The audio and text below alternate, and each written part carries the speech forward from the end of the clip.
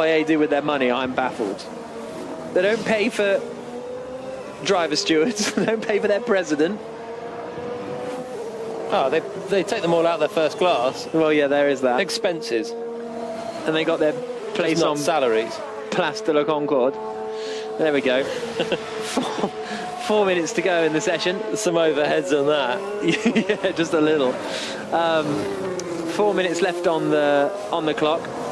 Oh, Andrew, Alex Wirtz. Do you feel like he wants to be FIA president? That's just the feeling I get from him, but maybe I'm making that up.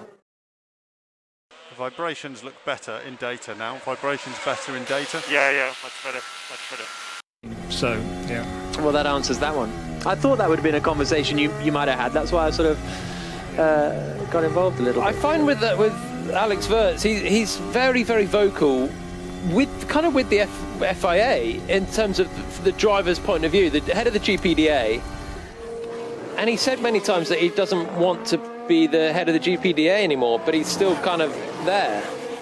So he's a very switched on guy, clever, knows a lot of the important people, basically, a lot of the huge respect from the drivers, but also is in communication with many senior figures at the FIA. So it makes a lot of sense.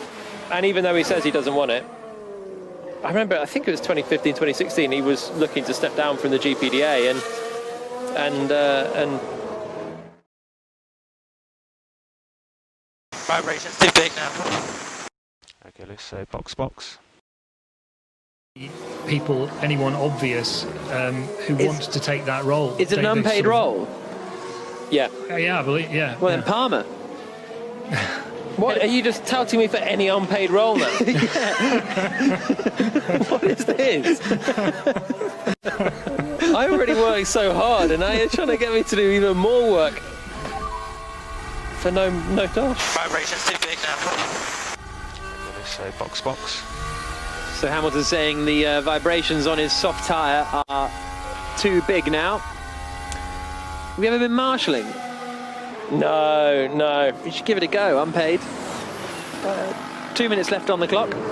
And Bottas is going to end the session quickest on 1 minute 33.519, but still plenty of pace left in the tank for Mercedes. Hamilton second, Ricciardo third, best of the rest, which is a third position, whereas it's always been seventh.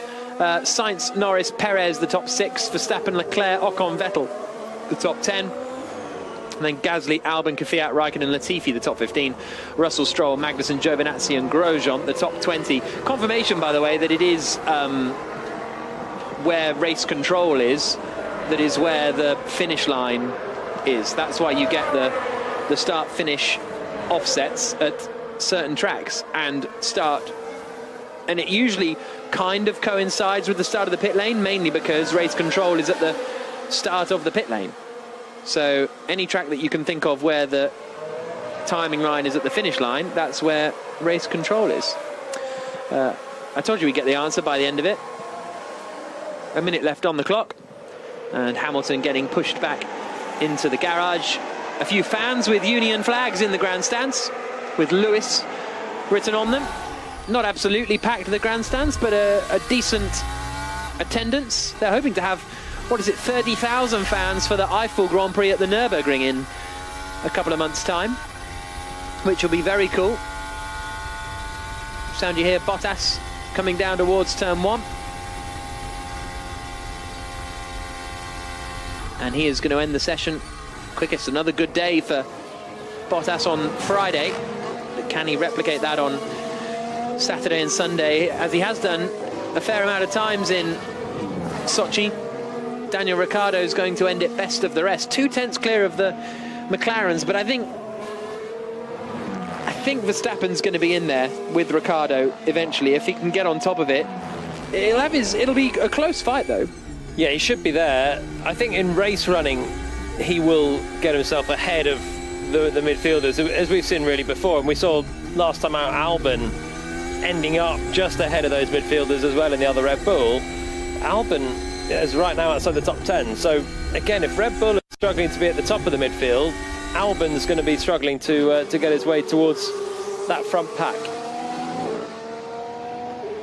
So, checker flag falls. Valtteri Bottas ends the session quickest, a 1 minute 33.519. 2 tenths up on Lewis Hamilton. Ricciardo third, Sainz fourth, Norris fifth. Perez, Verstappen, Leclerc, Ocon, Vettel the top 10. Gasly, Albon, Kvyat, Raikkonen, Latifi the top 15. Russell, Stroll, Magnussen, Giovinazzi and Grosjean, the 20 drivers. Lovely stuff. So that's the first day of running for the cars around the Sochi Autodrome. And a lot of information coming in during that session. A bit of a cleaner session for most of the drivers, Jolene. We didn't see the chaos that we saw in the first session. Did that feel calmer to you? It felt generally calmer, yeah. No. Yeah, pretty similar comments across compounds. It's pretty stable. Yeah, so hovering around phase 3.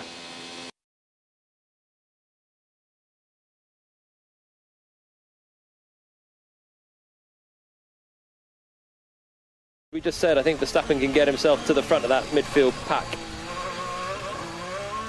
Okay, good stuff. Andrew Benson, obviously the big story, able to be read on the BBC Sport website now. Stefano Domenicali will take over from Chase Carey as CEO of Formula One in January. What are people saying? What are people in the paddock saying, I suppose, more importantly?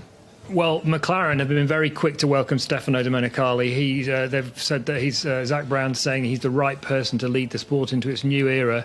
Red Bull's Christian Horner, before the announcement was made, he basically described it as an open secret, which it was. He was also very positive about Domenicali's appointment to start work in January. So, as we were saying during commentary, Jenny, I think most people in Formula One are pleased that they've got a person of such wide experience and held in such high regard throughout the sport to take it through the next 5 years or so.